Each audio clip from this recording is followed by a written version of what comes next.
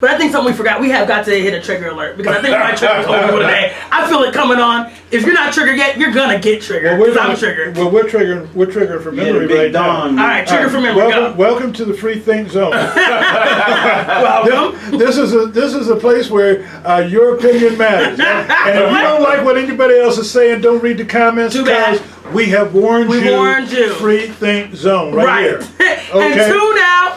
I mean, don't read the comments? That's what I said. You've been warned? Did you say that? I said it. Okay, don't read the comments. You've been warned. You might be triggered, but it's a free think zone. So, oh well, too bad, so sad. All right. Let's get it going. Man, I don't even know where to start. Okay, let's start in Texas. Oh. You know how you just like have a hope and a prayer, like maybe we won't start in Texas. Maybe we'll go somewhere else first. Start in Texas. Oh, start in Texas. Go to Texas. We're just gonna go there. At least we know crackheads are crazy. Right. But people that are smoking Christianity out there, you are really messed up. You're really messed up. Look here. Look, I'm just gonna. Here's my 5 minutes. Here's my 5 seconds of history. He's gonna start with this. Go ahead. 5 seconds of history. Okay. When we came over here, we did not have Christianity. We might have had Coptic Christianity, right? But we didn't have. That was on the other side of the continent. Yes. We were on the west side, right? And we had we had other gods and other forms of religion that we were practicing. Absolutely. Now we come over here and they give us this broke down, rewritten King James version of what the Jewish Torah and the Dead Sea Scrolls and all the stuff over there and the old Bibles, the old Coptic Bibles, all this other stuff.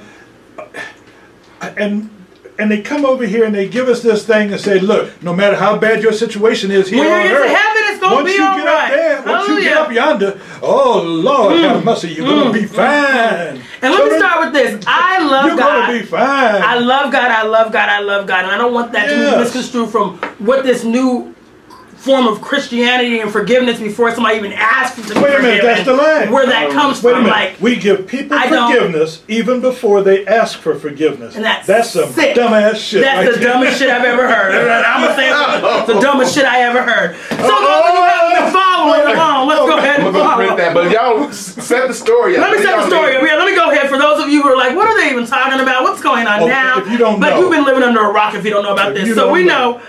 Woo, all right, so Amber, a Dallas police officer, Dallas police officer, I don't care about her last name or anything, but Amber, so she goes into a young man's apartment. Wait, she's on the phone going home. She said she worked a 13-hour shift. 14. She's going home on the phone, trading text messages with her partner, with a police officer. Doing it with, on the low, who she's been having an affair with. Which you're not supposed to do. You're not supposed to do that. So anyway, she's talking to this fool. She parks on the wrong floor. Right. She walks down the hallway. Well, it was so similar. No, this is what we're being told. This is so similar. Because it's crazy that no hallway looks exactly the same. No door looks, mind you. She's going to his door, right?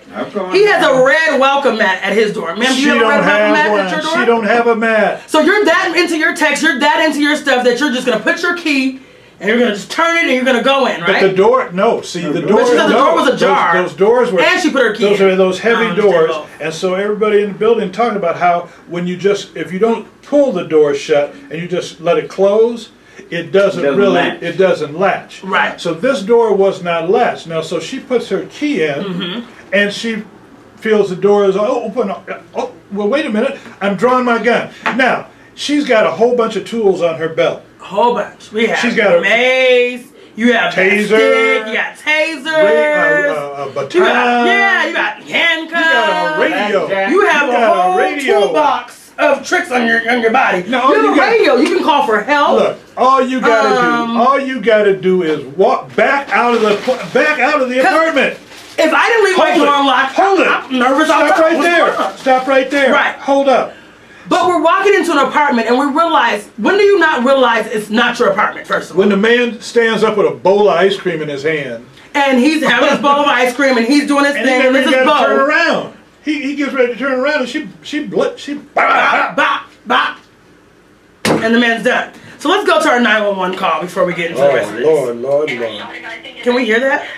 You gotta hold it up. I don't know if we can hear it. She saw someone. Yes, I saw it with my apartment. It doesn't work. Oh my God. Plug it into your speaker. It doesn't work. Right now. Hers a different size. What do you mean? No. I'm inside the apartment with him. Hey, come on, what's your name? I'm Amber Guyger. I need to get me. I'm a cop. I'm gonna lose my job.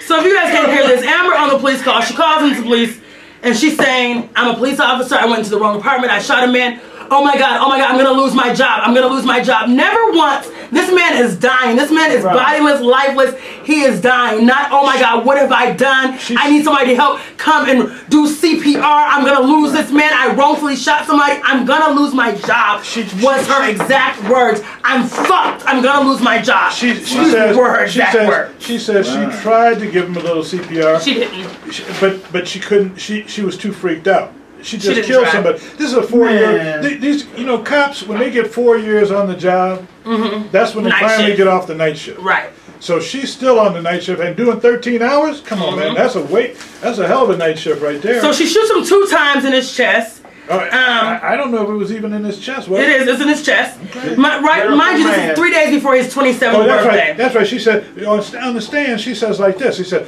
"Did you aim to kill him?" She said, "Did you aim for critical mass?" "Yes, I did." "As you were trained?" "Yes, I did." Yeah. "You meant to kill him?" Yes, I did. Okay. So this woman admittedly says that she was aiming to kill this man.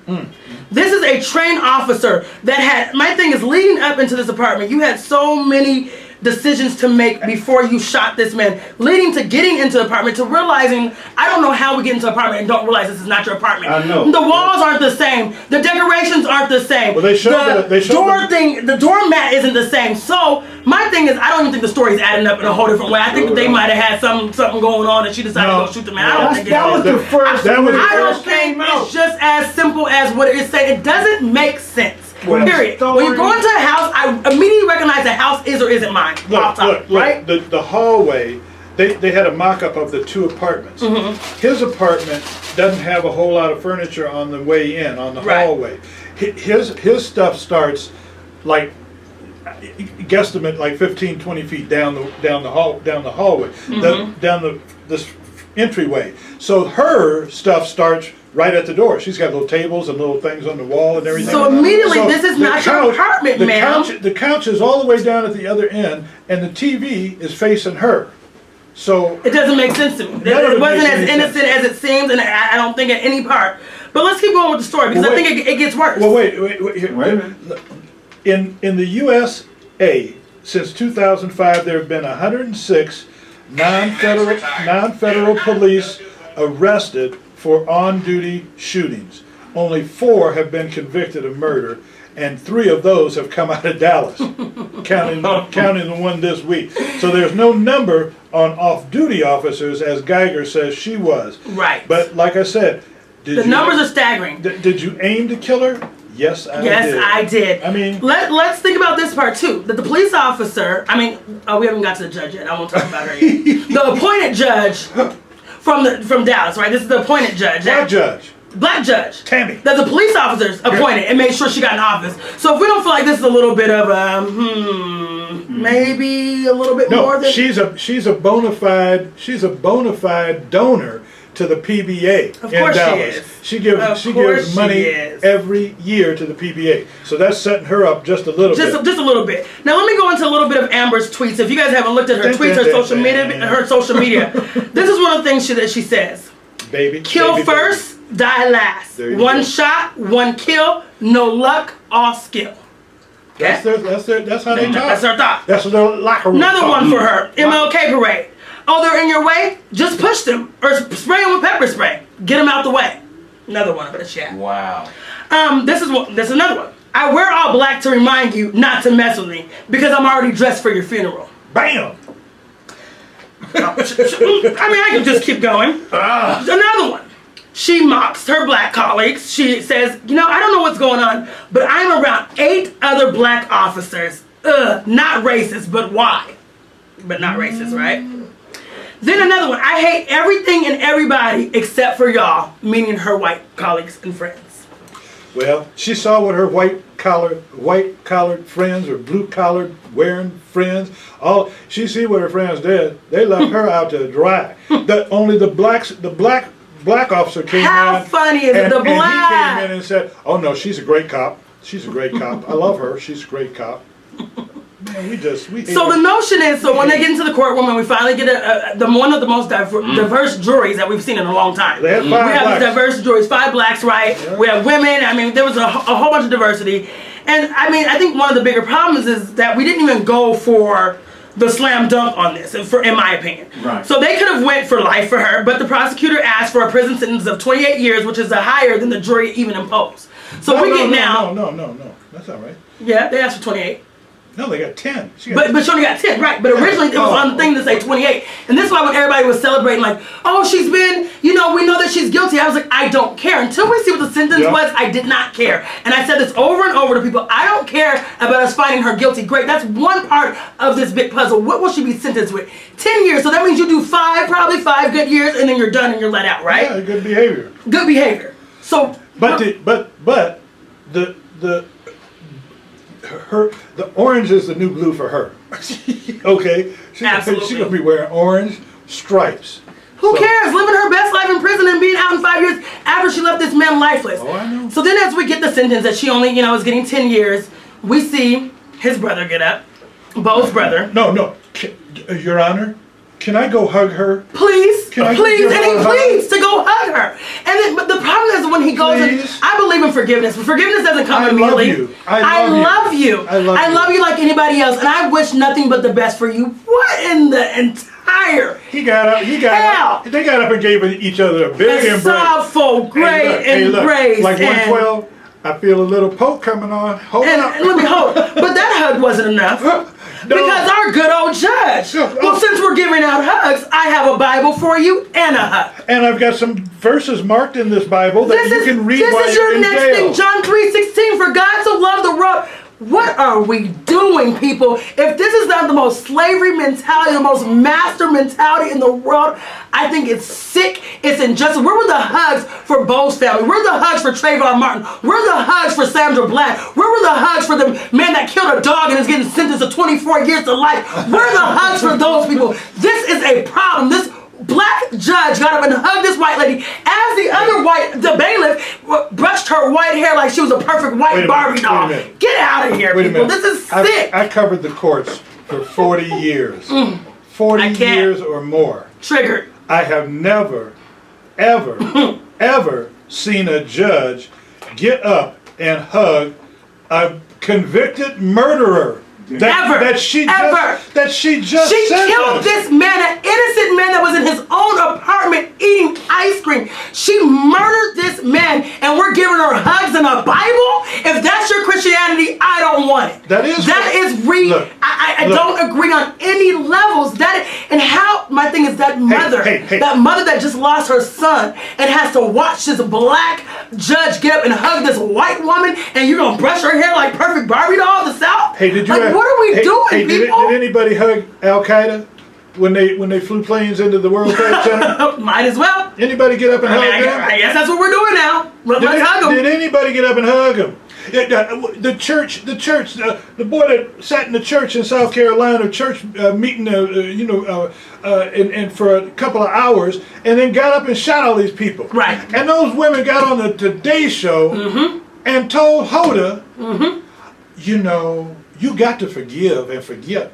If you don't forgive, that's my journey. My thing is, you can't ever tell anybody when to forgive and when to forget. That is a personal journey, and that should happen on your personal time. And I believe in the power of God. I believe in the power of prayer. But let me tell you, you kill mine, I'm coming for yours. And I'm not forgiving Becky on the spot and giving her a hug and say, here, read your Bible, because you haven't done anything that bad that God can't forgive. That is her own personal journey to go on. And that's why the atheists are coming after that black judge right now. They've already started coming after her and said, you can't impose your religion, ma'am. So while you think you're up here and you're getting away with stuff and all this, I think they should go after her. Good job, go after her. Hey, look, because I think it's completely. I can't remember any campaign to love and forgive in the wake of ISIS beheadings. When? In the name of religion. I just think the notion that the black woman has to keep being. I don't remember any Jewish people ever standing up saying, "Oh, we love you, Germans. We love you. Come give me a hug. And I want nothing but the best for you. Look, come hug me. Hey, look, I was watching The View yesterday or the day before when the verdict came down.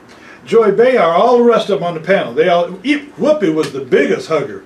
She was hugging. She was hugging. She put people under her hugging clothes that she wears on and moved her stuff over and everything else. And look, man, they're talking about Christianity. Joy Behar got up and she said, look, I love Joy. I'm not forgiving anybody who did anything to my people. That's right. No. Bam. That killed my son, killed my brother. She's Italian. She's not even Jewish. But she went for the Jewish folks, man. And I just think that we've been sold this mentality that white is always right. And how dare this white woman do something so hard that we actually have to use some piece of law against her. And we have to lock up our millennial Barbie and put her in a cage. How dare she do something that wrong? We feel bad for you. Let's hug you. Let's coddle you. Because the black woman has to keep being mammy. She has to keep being the coddler. She has to keep giving you a little bit of love. Because that's a black woman's job. Get out of here, y'all. That's bullshit. I call it bullshit. I can't. Black people should be tired of being held to a higher standard. Absolutely. Because that's what we're held to. Absolutely. Look, they told us, look, hey, sing them Negro spirituals. Sing them Negro spirituals. You're going to be all right. Sing them. Let them beat you. You know God got you. You're going to make it to the promised land. Keep singing. Come on. Keep singing. No, we just cut his hands off over there because he was trying to read, but he'll be okay. He'll be all right. Sing on. Okay. And it's like we keep giving these white officers the license to kill our babies, to kill our brothers, to kill our sons. This is why we don't have no husband, because y'all just give them a license to keep killing. This is why. Thanks. Bam. Bam. That's why I ain't got no man. That's why. That's the best one. That's the best one. Come on, that should be the meme. Hey, look. And when we're looking for our man sisters, this is why. This is why. Our constant forgiveness perpetuates a cycle of attacks and abuse, a form of survivorship that is numbing our cognitive and emotional clarity. Do you understand what that said? That's real. That is real. It's clogging our clarity and understanding. It's real. It is. We don't know what we're doing anymore. We have no idea. We don't know. We have no idea. And I don't think we ever had the pride that we take in our people and our children and our family. To me, that's a problem. The pride should be so high that I can forgive you on my own time, but publicly, I want you to make sure you take this woman through the ringer and give her life. She killed my son and he is lifeless, and you don't get him back. No, but you heard the dad. Dad was on the stand. He said, well, you know how you forgive him? You forgive him? Or forgive her? And he said, yeah, I forgive her. I know Too soon. What? Too soon. Too soon, okay?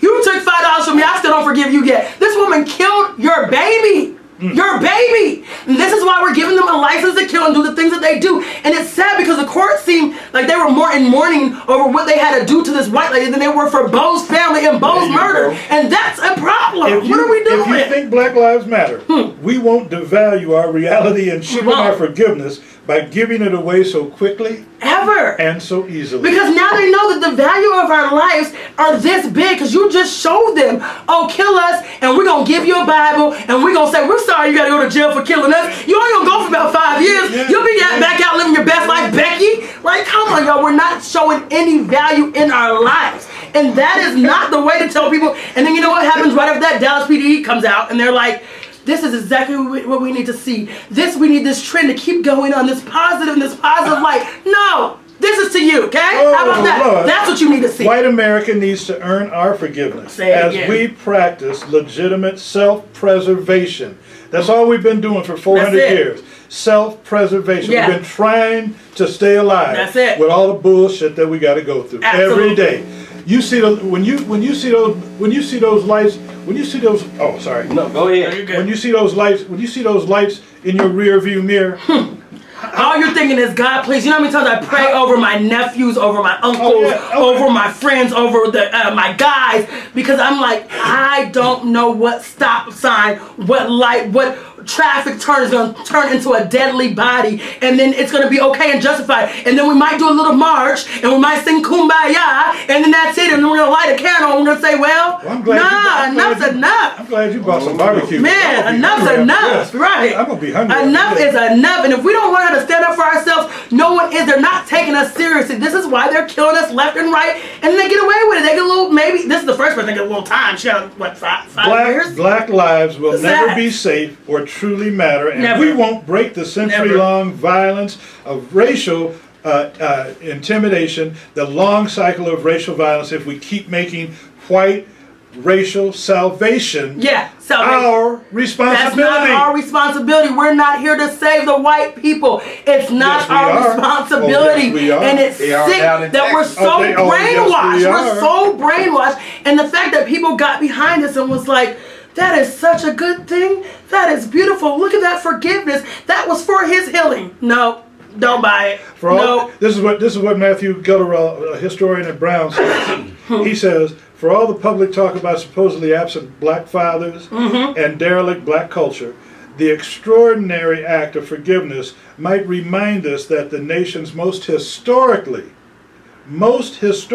oppressed group does a better job of doing what we all say we want most, being decent and being human. Right. Exactly. Man. And that's the thing. We hold ourselves to such a high standard. It's just like, I mean, they bring these. Even this morning, Harry Smith, who used to live here, and work here. Harry Smith got on with Al Roker and what's that the other brother, Craig Melvin. He got on there. Well, this one hug. I want to show this one hug. And so he shows the brother hugging the girl. Now this hug, this is compassion. This is you just killed my brother. Al and all of them are I'll all work on jumping. compassion later on a different date and a different cooning. They're all cooning around us. Cooning and more coon shit. And the thing is that she intentionally chose murder. And this is where my problem comes in. This wasn't an accident. I believe when accident happens, I believe that you got to start looking at things, you got to start unraveling things. I lost my father to gun violence, so I've already unraveled some things in my brain. So I believe there are moments where you have to sit back and say, dang, that's not how that was supposed to go down. Dang, that was not intentional. This woman chose murder. She chose to murder. This is a trained cop. Did you aim center mass? Sure did. Did you aim to kill him? Yep, sure did. She chose murder. You're telling me supposed to forgive her? And immediately? The height of white privilege is for people believing she walked into the wrong apartment. That's the insanity part. Y'all believe that story. Psycho, if you believe the story that she walked into the wrong apartment and was like, oh man, I'm nervous. Pop, pop, pop. You're dumb and you're brainwashed. That's what you are. Black lives will never be safe or truly matter, and we won't break the century-long cycle of racial violence if we keep making white racial salvation our responsibility. Say it again, because I don't think we understand that. Look, we won't break the centuries-long cycle of racial violence if we keep making white racial salvation our responsibility. We know you didn't really mean to kill him, and we still love you, boss. If a black officer walked into the white woman's apartment and said it was an accidental wrong, it's over. He's getting life, and more life. All this the guy's black sitting folks down will be right saying, now. I don't believe that. I don't believe that. Becky says it's like, we believe her. Yeah, because when white says it's right, around. white is right. It doesn't matter. We're not going to second question that. We're not going to second guess it because she said it, so that's the story, and we're going to stick to it. And like she said, I told him to put his hands up. I told him, they said, well, when did you say it? Well, because you never said it, ma'am. Because if you're a trained officer, that's not what went down. You're a trained officer to know that if you go into strange environments, they're not the environment that is your home. You're trained for things like this. Your eyes should be better than this. Somebody's sitting right now in prison for 45 years for killing a police dog because they care more about dogs than they care about our people. Whoa.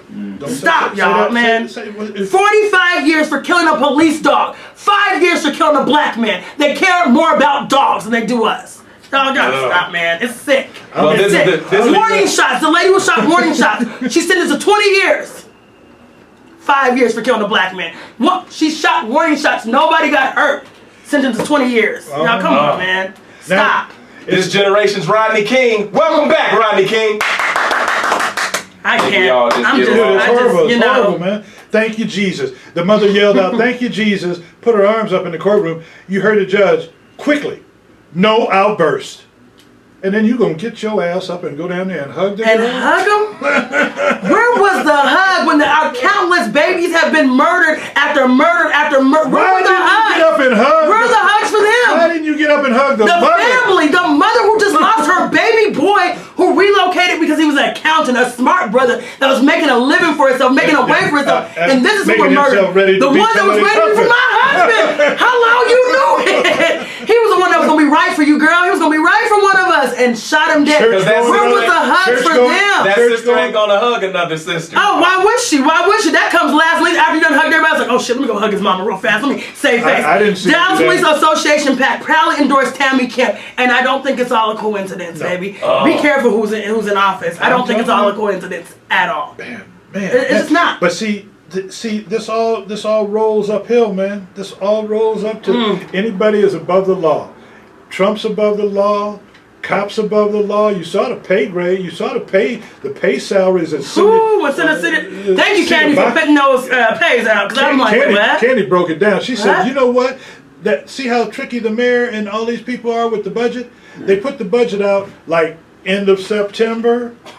And they vote the second week in October. So they give you no time. You got no time. No time to really look into what's going on. If she didn't have Lisa Sandoval over there going through those documents, going through that budget, looking at that budget, do you see what the police and the fire department guys make in the city? And what more? Cops are up around 90, and the fire department guys are up around 70. Right.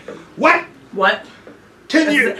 Somebody's wardrobe was like $100K for a wardrobe. Like, I want to live that life. I know. What's going on? I was trying to get that from y'all, but y'all ain't doing it. And all the mayor's people are making over 100,000. I'm about to be in the office too. Let me in, coach. Put me in. Well, Gabby got in. One of us is, can't be both of us. It gotta be one of Is us. that Dallas officer gonna walk into the correct cell? She gonna find her cell? Hopefully she'll find her cell. I mean, sisters don't let her out. I hope y'all better get that. She's gonna be wearing her blue is the new orange. She's gonna be there wearing her own clothes, living her best life, kicking it, watching TV, kicking her feet up, having a good old time, getting letters saying, I'm so sorry, Becky, that you got locked up for this. I feel so bad for you. Black people are probably gonna be the main ones right now. What you think, Gerald? Huh? What you think? Does she go? Is she going in general population? No, not at all. The police gonna protect her. They're gonna protect her like they've been protecting her the whole way. She's a hero. You shot another black man. The black man's gone. You're a hero. And I help that's atheist group that files complaint over Judge Kemp's post-trial exchange with Amber. I hope they get her because I feel like get her because she's not my people. Okay. Hey, look. All skinfolk and kinfolk, and she's not my kinfolk. Get her. Back in '83, Alvin Kennard. He took $50 in cash out of a bakery. What happened to him? In Bessemer, Alabama. Yeah. He was 22 years old. Just 22. He's still in jail. August 29th, 2019. He's still in jail. 10:59 a.m. He was released and given time served. Now, he's 58 years old. He done lost 3 decades in jail. What about the man that works? 36 years for stealing $50 and 75 cents. $50. Do y'all hear this? And nobody was hurt. Nobody. The 5 brothers. Victimless crime. And then what happens is we supposedly whistle at white women. We get hammered, and we supposedly do these things, and we get to the 9th degree, the level of full prosecution. They make sure they take us through the ringer and back, and we hope that we get out of jail before we're 99 and a half. Have you been in the South? The South? Just 99 and a half just won't do. Tell them again, Gerald. It won't do. Have you been in the South? Yes. I mean, not like Atlanta, big city. I'm talking about out in the country. The country? Yeah. I mean, not in the wild, not the country. Look, you go down there. They can tell that you're not from the South. When you go to the South, if you're from the North, they know you're not from there, right? Right. They know because they don't look white folks in the eyes, still to this day. Woo, I'm not mad at you. But when blacks from the North go down there, like, I've been looking at everybody. Right, because that's what we're like, I want to see what this fool get ready to do. But they don't do that so much down there. And I'm telling you, this stuff is going to change, man. Trump is asking for a civil war. If they take me out, I want a civil war. I want the evangelist. I want the white right. I want you to go out in the streets and kill people of color. Let me tell you this. If y'all kill one of mine, it's going. I mean, that's the president. That's the president. So this is why our climate is the way it is right now. This is what's happening. But I'm gonna tell you this now. You kill my baby, it's going down. It's a war. I'm not saying I forgive you on no national platform. I'm not telling you haven't even asked for forgiveness yet. And I think that's the number one problem. You can forgive people. You're entitled to get your healing how you get your healing. But how do you forgive someone who's not even asked to be forgiven? How do you do that and not tell me that you're not just another plantation worker? Like I'm triggered in a way of we're not protecting our babies. We're not protecting our black men. We're not protecting our black women. Who protects us? When? If our own people don't see the value in our lives, who's going to see the value in our lives? When you finally get a jury that looks like you get a judge that don't act like you. The judge that says, oh, let me give you a hug in the Bible because you have not done anything that wrong. The hell she hasn't. She killed this man. She chose to murder this man. But this comes on the 100-year anniversary of what? The Red Summer. The Red Summer, when the soldiers were coming back from World War I, black soldiers, all over the South, they had riots. Because the black men came back with their rifles. They came back, they was always armed in the South. People always armed in the South. But they came back with there were riots in every city, pretty much in the South. But they hid them, just like the Tulsa race riot. They hid it. Orlando, they hid it. All these different places. Omaha had a big riot. They hid it from the people. They took they save every newspaper. You go over here to the library and you look all the way back to, whenever they first started printing the printing the papers here. That one paper in Tulsa that said the headline was "Kill a Nigga Tonight," and when they put that headline in the paper, that was the alert. That was the alert. Let's go. Yeah, let's go. Let's go. Well, I'm telling you now, it's not going to be no peaceful rally this way. If it happened to me and mine, then one day they're going to kill the wrong black person. And I'm going to tell you, the real black people going to stand up. And there's going to be some real riots happening in here. They're going to kill the wrong person one day. And I feel like it's coming real soon. Because the way they killing us left and right, like little baby puppy. Oh, no, they love puppy dogs. So they're not killing us like dogs. They love dogs. Dogs are like getting people sitting to 45 years. So they love dogs. Like, where's the value, y'all? Come on. How much time Michael Vick get? Oh, man, for dog fighting? No, he wasn't even dog fighting. He wasn't even doing it. Oh, his people were doing it. He bought the dogs and the boys were doing it. Man, he got 2 years, didn't he? And the dog didn't die. And the dog didn't die. The dog didn't die. Woo. Wait, look at this real fast. I can't show it to the list. Dallas. Said, never mind, go ahead and hug him. That's what he would have wanted. This is him. Oh, Lord. Somebody just posted, they said, never mind, go ahead and hug her. This is what he would have wanted, and it's a bow with like 100 white men, like at a wedding with all white men. So clearly his crowd was white. This is why I feel like the story. You got to be careful in media, and this is why if you haven't, go to brotherjeff.com now because we're powered by the people, and we're gonna keep it real because media can twist and turn anything the way they want it to be twisted and turned.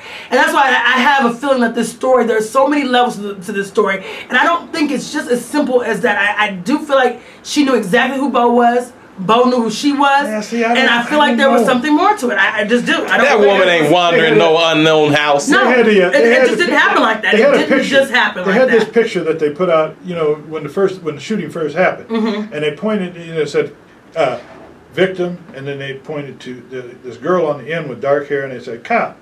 So it doesn't look anything like her. Right. I mean, nothing like her. This is a big bone girl in the picture. So I don't know that he knew her. That all his friends say he didn't know her. I just know she's lying. I don't know his side, but I know she's lying. Period. Point blank. That's all I know. That's not what happened. All I know is she's lying. All I heard was that they were in a relationship. Yeah. That's what they wanted to. That's what the cops wanted that to be.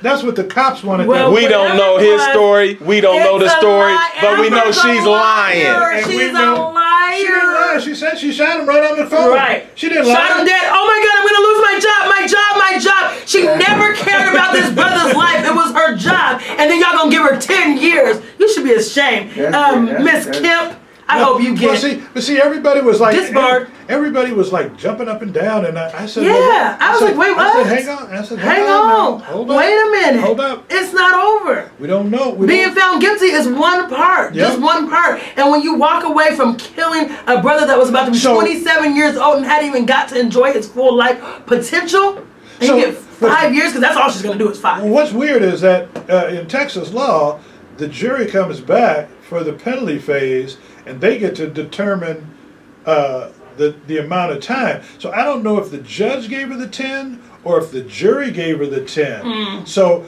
if the judge gave her the 10, that's even worse than the jury giving her the 10. The jury, I can understand. You got 6 whites on the jury. Right. Oh, they're going to go for as least they're time as not possible. They're not going for 99 years, which was the top. The judge determines the time unless it's a death penalty. Exactly. So the judge decided she was only getting. The jury might be able to say if they're on a death penalty case. Well, see, I don't understand. But in terms of sentencing, that go down to the judge. But I don't. The jury must give a recommendation because and they I thought they recommended 28 years. It's called guilty. The DA makes recommendations. No, the second day they brought him back after the guilty verdict comes in. In Texas law, they got a thing where Texas law. Where they come back a second day. So that's what I'm saying. That's where they be hugging folks. Yeah, Texas. Oh, I don't know what they do. I was gonna move out there. Y'all done got me riled up. I'm not coming out there, Texas. I don't want to be around Chevy y'all. curls. But you know what? Whew, I don't know.